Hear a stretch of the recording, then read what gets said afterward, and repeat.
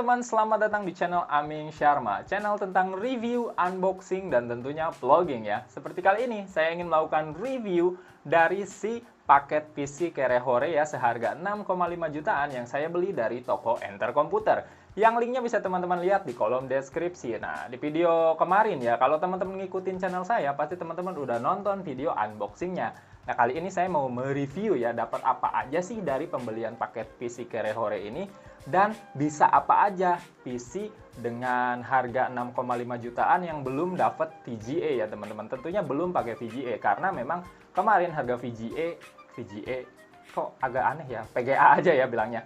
Harga PGA itu mahal-mahal banget ya teman-teman. Jadi saya putuskan untuk membeli PC yang belum pakai VGA. Namun dari prosesornya udah ada grafik included graphic card iGPU ya. Jadi ada integrated GPU di prosesornya teman-teman. Oke, langsung aja dapat apa aja sih dari paket PC 6,5 juta? Tentunya yang pertama banget ya dapat motherboard tentunya ya. Kalau nggak pakai motherboard terus mau pakai apa ya? Motherboardnya dapat dari MSI teman-teman, MSI ya. Ini dapat yang tipe A520MA Pro ya di sini teman-teman, dengan soketnya tentunya AM4 yang udah support hingga prosesor Ryzen series 5000 ya teman-teman. Dan tentunya di sini banyak banget detailnya ya. Saya memang kurang begitu paham tentang perkomputeran, jadi ya saya cuma baca yang ada di sini aja ya. Ada Corvus, ada Turbo M2 tentunya ya, untuk soketnya M2 SATA-nya dapat turbo ya teman-teman. 4K support teman-teman, jadi dia udah support 4K tentunya ya. Ini untuk motherboardnya teman-teman bisa lihat nanti di videonya, di tadi juga udah ada ya di depannya videonya ya. Ini untuk motherboardnya ya. Lalu sekarang kita ke prosesornya, si otaknya teman-teman. Dapat apa sih dari paket PC 6,5 jutaan? Nah, untuk prosesornya kita dapat AMD Ryzen 5 apa ya bentar. AMD Ryzen 5 Pro 4650G. Namun nggak ada boxnya teman-teman. Jadi saya cuma dapat box dari si coolernya ini ya teman-teman. Nah, nggak tahu ini dari Enter Komputer kenapa nggak di-include atau nggak dimasukin nih si boxnya dari prosesornya, hanya dapat box dari si coolernya aja ya teman-teman. Ya mungkin untuk menghemat pengemasan atau apa saya juga nggak tahu, tapi prosesornya benar-benar Ryzen 5 Pro 4650G. Prosesornya udah dipasang dan kinerjanya memang cukup bagus teman-teman. Lalu dapat apa lagi? Tentunya dapat memori. Nah, untuk memorinya sayang sekali teman-teman, belum menggunakan SSD, tapi masih menggunakan harddisk. Kita dapat harddisk 1 TB dari WDC yang tipenya Blue teman-teman. Lumayan sih ya, 1 TB gede juga, cuma memang belum SSD. Tapi untuk kinerjanya ya nanti teman-teman lihat deh di video benchmarknya ya, nanti di belakang ya. Sekarang kita bacain dulu nih dapat apa aja ya. Nah, untuk memorinya itu dapat hard disk, jadi belum dapat SSD teman-teman. Tapi nggak apa-apa ya, menurut saya sih nggak apa-apa, 1 TB cukup gede juga.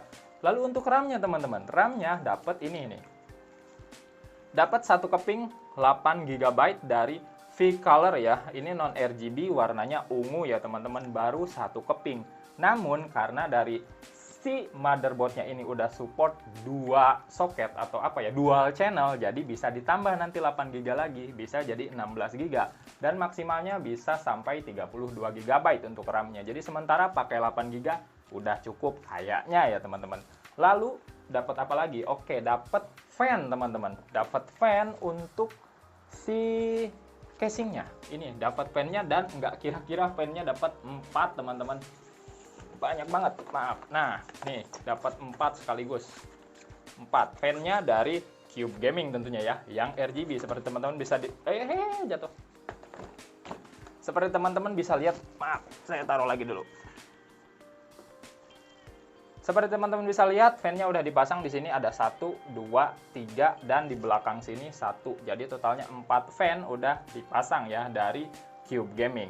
Lalu dapat apa lagi? Tentunya dapat ini nih. Ini kayaknya bonus juga, tapi ini cukup bermanfaat ya. Ini adalah adapter WiFi dari TP-Link. Ini cukup membantu ya, bisa langsung connect ke WiFi dari handphone tethering, dari WiFi, jaringan WiFi juga bisa langsung connect, dan ini sangat membantu sekali, sangat bermanfaat sekali. Lumayan dapat ini ya daripada beli lagi. Lalu terakhir tentunya, nggak terakhir ya, untuk power supply-nya dulu teman-teman. Power supply-nya sendiri dapat dari First player, ya kan? First player, bentar. Aduh, ini boxnya gede. Nah, untuk power supply-nya dapat dari first player. First player ya. 1 ST itu kan bacanya first. First player yang tipe DK 400 watt dengan udah dapat sertifikat 80 plus bronze, teman-teman. Jadi udah cukup support sih menurut saya untuk motherboardnya, untuk si prosesornya, dan kalaupun nanti pakai PGA yang ya entry level ya, untuk PGA entry level ini udah cukup ya. Kalaupun nanti nggak kuat ya paling bisa upgrade ke yang 500 watt, yang katanya sih kalau power supply yang bagus tuh yang ininya udah platinum ya, yang 80 plus platinum kalau nggak salah. Kalau nggak yang gold, yang lebih bagus katanya. Tapi ini dapatnya yang first player 80 plus bronze DK ya tipenya ya. Gaming PC power supply ini udah cukup lumayan ya teman-teman. Ini PC-nya buktinya udah jalan. Yang terakhir tentunya untuk casingnya teman-teman. Casingnya dapat dari Xeon Cube Gaming yang bentukannya seperti teman-teman bisa lihat di sini ya. Ada tempered glass di sebelah kanan dan depannya seperti ini bolong-bolong ya, RGB-nya bisa kelihatan ya teman-teman. Jadi sirkulasi udaranya bagus banget ini untuk Xeon Cube Gaming ini. Pokoknya keren banget ya, menurut saya ini keren banget untuk harga di paket ini, dapat casing seperti ini menurut saya keren banget.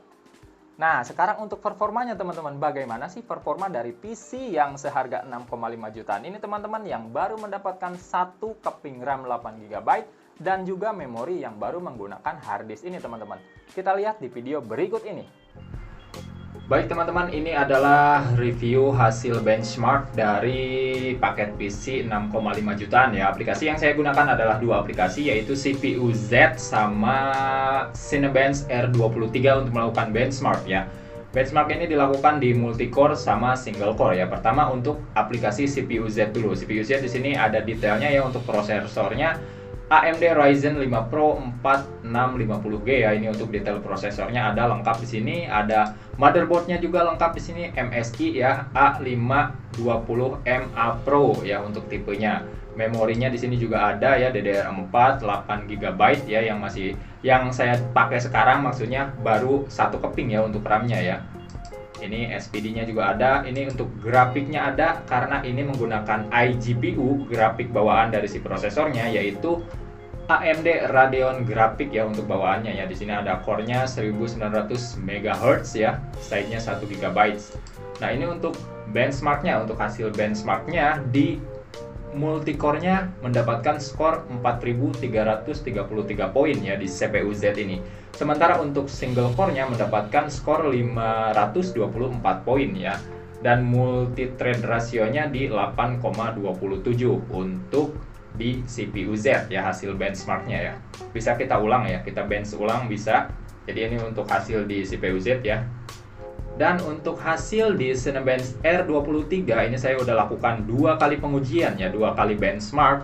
Untuk multicore-nya dapat poin di pengujian kedua itu 9150 poin ya. Di sini juga ada di bawah 9150 poin. Sementara di pengujian pertama itu mendapatkan poin 9042, artinya meningkat ya. Di pengujian kedua dia malah meningkat.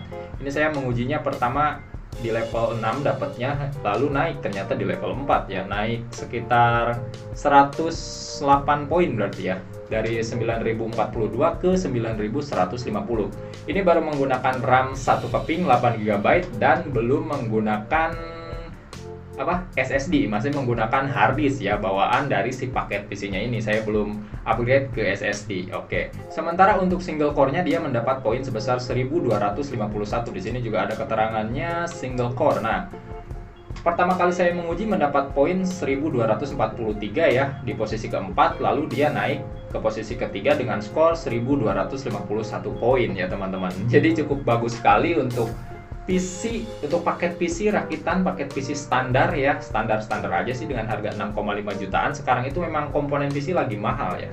Sekarang kita lanjut ke pengetesan game. Oke teman-teman, untuk pemilihan gamenya saya pilih game Need for Speed Most Wanted ya, karena memang saya ini bukan gamer-gamer banget ya. Ini untuk settingannya saya pilih settingan 1280 x 1024 ya, dengan settingan seperti ini ya.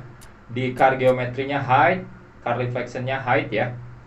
Saya coba settingan seperti ini, mendapatkan frame rate 50 ya untuk di free roomnya. Sekarang kita coba main. Sekarang kita coba main, akan dapat berapa ya? Kita coba ya frame rate-nya. Resume career, oke. Resume free roam 90. Nah, kalau loading ya nyampe 90. Nah, ini untuk di gamenya kita lihat. Ini untuk free roam ya, saya belum race ya. Jadi ini bebas aja gitu, belum balap. Ini mendapatkan frame rate sekitar 45 frame per second ya. 30, 40 ya lumayan lah ya. Untuk PC standar dengan frame rate segini udah lumayan ya. Ini saya belum pakai VGA ya teman-teman, boleh diingat ini masih grafik cardnya masih bawaan iGPU dari si prosesornya ya, dari AMD-nya, AMD Ryzen 5 ya. Oke, turun ke 28, 51, 50, 49. Oke, aduh nabrak. Sekarang kita coba balap.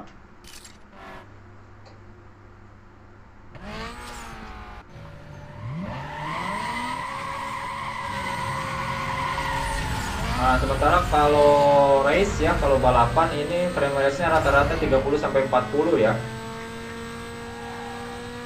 Cukup bagus, grafiknya juga cukup.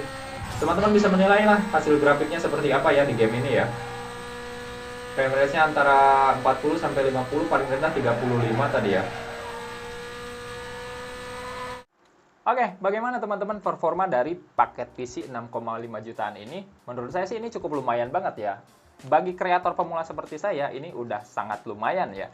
Bisa main game walaupun game ringan, bisa editing ya untuk keperluan konten ya. Pokoknya menurut saya ini lumayan.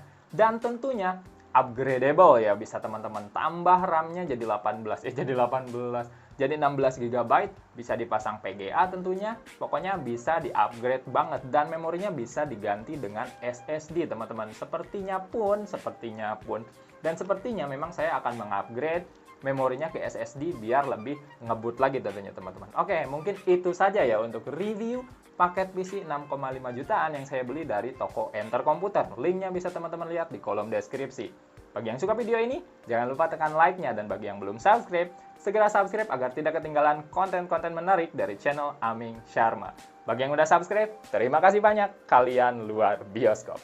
Sampai jumpa di video selanjutnya teman-teman. Bye-bye.